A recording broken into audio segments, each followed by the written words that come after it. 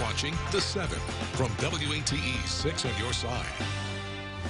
Good evening, I'm Bo Williams, and welcome to The 7. Let's get a look at the big 7 stories for you right now. And topping the list tonight, Knoxville Police Chief Eve Thomas reacting after sexual misconduct allegations were made against her former deputy chief.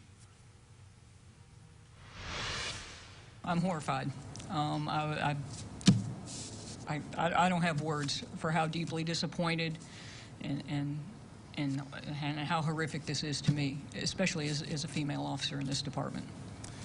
Now, we told you in August when Deputy Chief Ronald Green was put on paid leave, but the department never said why. Green has put in his retirement notice just as an internal affairs investigation was nearing an end. Chief Thomas says she received the first complaint on August 13th, the day Green was placed on leave. Now, 5 women came forward with claims of inappropriate behavior throughout the investigation. Thomas says the 5 women include 2 current KPD employees, 2 former, and 1 member of the public. The oldest allegation dates back to 1998. Now, despite her disappointment, the chief says this case shows the department is improving and that no one is above the law regardless of rank.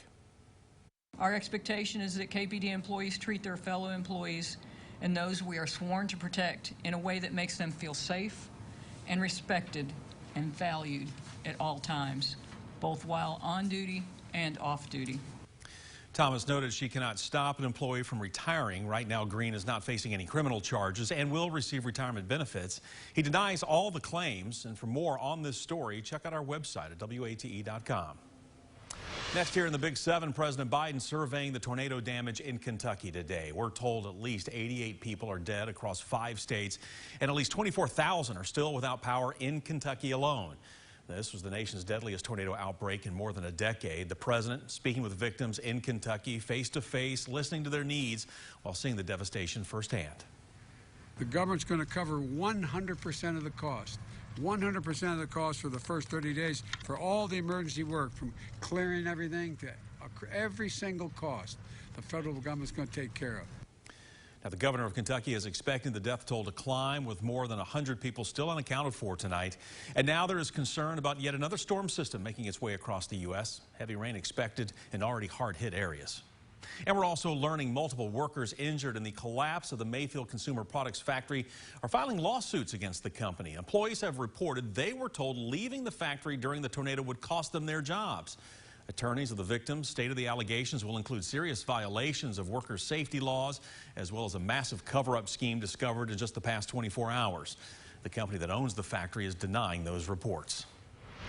Next up, Knoxville police released the name of the person who died after a horrific crash on I-40. We told you about it yesterday. KPD now says 38-year-old Berhane Sfamariam was from Knoxville. Now, this is video from yesterday. The crash left I-40 near Strawberry Plains closed for several hours.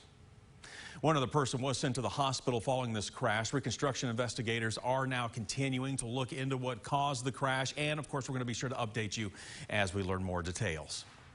Next, here in the Big 7, today marks 6 months since Summer Wells was reported missing from her home in Hawkins County. Tennessee Bureau of Investigation says the investigation into her disappearance is still ongoing, and the Amber Alert for her is still active. In a video on Twitter, TBI Public Information Officer Leslie Earhart said that the unsolved case is weighing heavily now on investigators. Matter of fact, they have executed numerous search warrants, collected all potential evidence, and spoken with anyone associated with the Wells family, in some cases more than once. Earhart said people interviewed by the TBI include neighbors, family acquaintances, and people who were working in the area of Ben Hill Road on June 15th. The TBI reported today that there is no evidence to suggest that Summer was abducted, but investigators continue to explore all possibilities. Next up in the Big 7, a big pay boost for Tennessee correctional officers. Today, Governor Bill Lee announced a 37% salary increase effective tomorrow. The governor's office says the change comes amid a nationwide staffing shortage, and he hopes the increased pay will help recruit and retain correctional officers. The 37% salary increase translates to a starting pay of $44,500. Now, we should also note current correctional officers will get a pay increase of at least 15%. Not to mention, TDOC continues to offer a $5,000 sign-on bonus, as well as part-time opportunities for current or retired law enforcement. Next tonight in the Big 7, the United States Postal Service expects to deliver, listen to this, between 850 and 950 million packages this holiday season. Our Knoxville crews, no exception to the seasonal rush. Matter of fact, one city mail carrier and post office academy instructor described this time of year as organized chaos. Yesterday alone, he delivered more than 350 packages. And that was made up of 2 trips. Then there's also the regular mail you get every day, right? You got to factor that in. Well, the Knoxville postmaster says these workers are doing everything they can to make sure you get your gifts on time. They're working long hours. They're doing whatever that takes, whether it's coming in at 6 in the morning and sometimes staying, till 7, 8, 9 o'clock at night, just to make sure that everything that needs to get delivered gets delivered. The deadline for ground shipping, by the way, was today, but you can still get shipments to where they need to be by Christmas, but it may cost you a little bit more. The deadline for first-class mail is the 17th, and for priority mail, you have until the 18th.